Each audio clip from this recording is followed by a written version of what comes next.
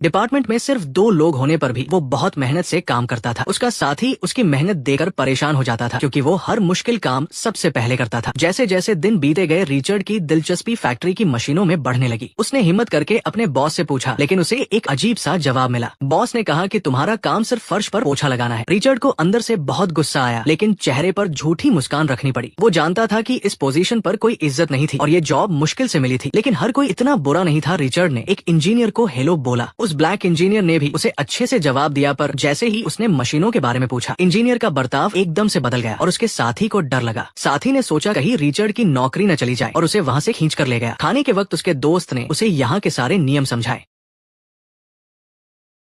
इस फैक्ट्री में सफेद शर्ट वाले मैनेजमेंट के लोग सबसे ऊपर थे।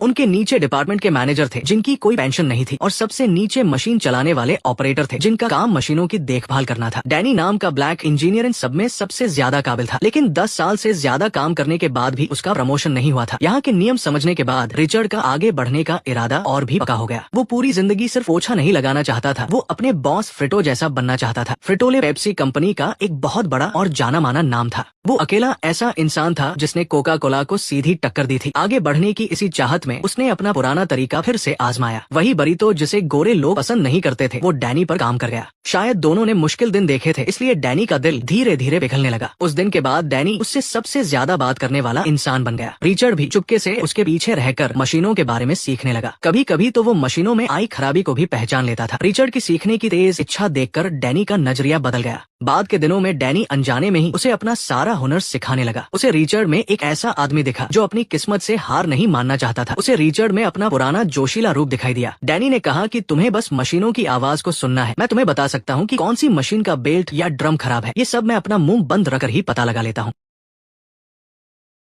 रिचर्ड ने कहा कि मुझे तो कुछ सुनाई नहीं दे रहा। डैनी बोला, जब मैं तुम्हें सिखा दूंगा तब तुम भी सुन पाओगे। उस दिन के बाद से डैनी ने उसे अपना शागिर्द बना लिया। रिचर्ड को ऐसा लगा जैसे उसे एक नई जिंदगी मिल गई हो।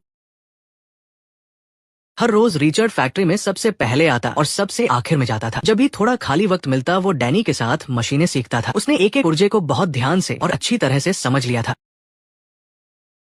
कुछ ही वक्त में वो मशीन की टेक्निक में माहिर हो गया। लेकिन जब सब कुछ अच्छा चल रहा था तभी किस्मत ने उसे एक और झटका दिया। 1981 में रीगन के आने के बाद देश की इकोनॉमी खराब हो गई। फैक्ट्री के ऑर्डर अचानक कम हो गए और बहुत से लोगों को निकाल दिया गया। फैक्ट्री जैसे तैसे अगले 8 साल तक चलती रही।